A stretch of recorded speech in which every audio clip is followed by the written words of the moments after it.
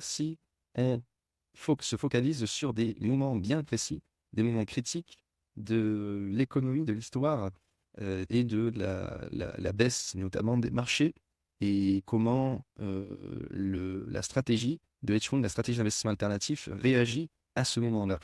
Eh bien, on constate que de 1992 jusqu'au plus haut de la crise de la bulle technologique, eh bien, on constate que le S&P surperforme largement, mais que pendant la baisse engendrée par l'éclatement de cette bulle, eh bien, on constate déjà qu'il y a une différence significative puisque le drawdown, donc c'est cette baisse à cette période-là, est plus courte sur la stratégie d'investissement alternative, elle est bien plus longue sur les S&P 500 et bien plus intense. Si l'on prend les métriques exactes, les mesures exactes, la stratégie d'investissement perd 21%, alors que le S&P 500, lui, perd jusqu'à 44%. Donc c'est plus de 2 fois plus durant cette période-là. Donc déjà, on constate l'intérêt pour ce type de stratégie et l'intérêt, quel est le critère d'investissement des gérants de cette stratégie, qui n'est pas forcément de battre le marché dans un premier temps, mais d'avoir des ratios de risque moindres et mesurés comparés au marché.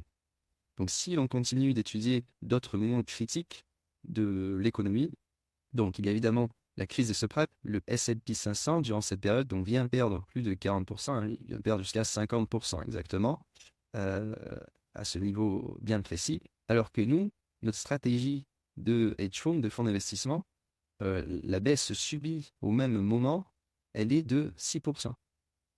La baisse est de 6%, c'est pratiquement 10 fois moins pour ce point-là. Après, ce qui est intéressant de mettre en avant, c'est le drawdown, donc ça veut dire la perte max durant cette petite période, cette fenêtre de 2-3 ans. Et donc, ça correspond à ce point ici, qui ne correspond pas au plus bas sur le S&P 500. Et donc, la mesure montre qu'elle est de moins 19% comparée au plus haut.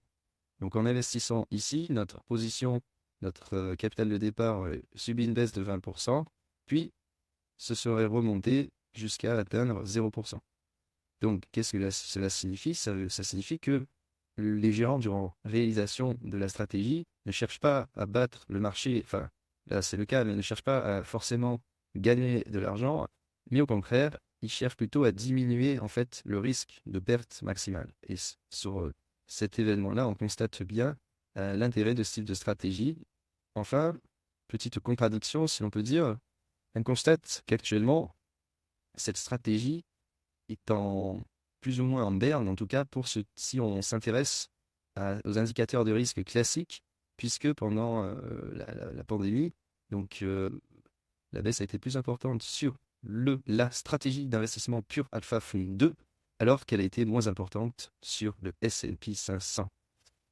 Ensuite, le dernier choc, la dernière baisse importante que le marché a subie, c'est la baisse due à la hausse des taux. Et là, on constate que finalement, au départ, la stratégie permet de faire la différence puisque la baisse n'intervient que après le S&P 500, mais qu'elle intervient quand même et dans une mesure équivalente puisque la baisse est de 25% à peu près sur les deux actifs différents.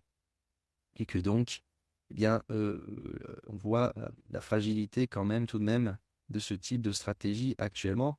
Alors peut-être que ce n'est pas l'objectif de gestion à atteindre, visé par l'équipe qui gère Pure Alpha Fund 2, mais c'est quand même une stratégie qui est encore une stratégie où seulement des investisseurs professionnels peuvent participer. Le minimum d'investissement est de 10 millions de dollars et le capital sous gestion à ce moment-là, donc en mars 2023, est de plus de 69 milliards de dollars. Donc, il est évident que ce type de stratégie a quand même pour objectif de conserver le capital des investisseurs dans le temps et de trouver un juste équilibre entre le rendement et le risque, mais de surtout trouver le moyen de réduire le risque notamment.